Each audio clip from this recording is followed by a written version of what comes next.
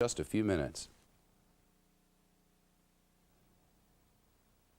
Very quiet set of wicked weather. Wicked weather was very quiet.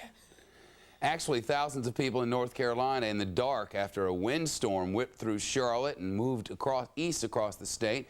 Crews are working around the clock to try to restore the power. One man was killed when the tree snapped and hit him on the head. And high winds stirring up trouble in southwest Illinois. 40-mile-an-hour gusts pounding the city of Godfrey. The winds blowing debris from a construction site into people's front yards.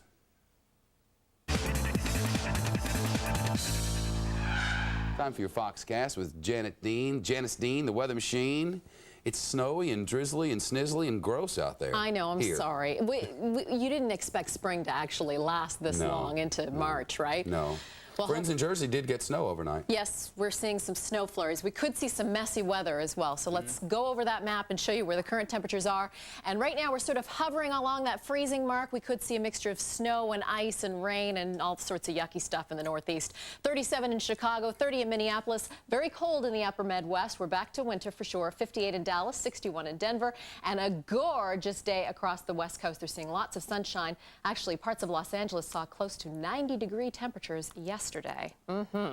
Let's have a look at that storm system. A couple of storm systems right now. The one that we're talking about in the northeast that's bringing snow to Boston, Cape Cod, Connecticut, and New York. Messy stuff. And here in the upper Midwest, this storm system is actually going to move across to Illinois and then gradually into the Tennessee Valley, which is eventually going to affect the Appalachians and into the Carolinas and Georgia, probably tomorrow into the overnight. And here's a closer zoom in to that storm system that's making waves for us here in the northeast. An inch, maybe an inch and a half of snow, messy stuff, but again, it's not really going to stick. Just taking a look at the window right now, it's just some wet driving, so be extra careful. And here's what your pan across America looks like. Again, beautiful sunshine on the West Coast. Salt Lake City looks gorgeous, as does Albuquerque and Denver. Lovely skiing weather.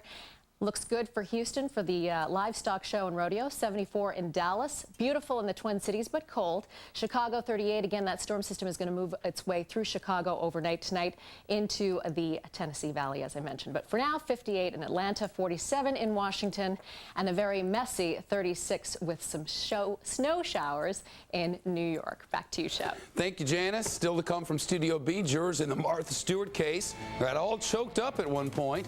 Actually, some of them did, saying they were waiting, hoping for more from the defense, but after they spent less than an hour putting on their case, the jury just had no choice but to convict her based on the evidence they had. So should Martha have testified? Should the defense have called for more witnesses?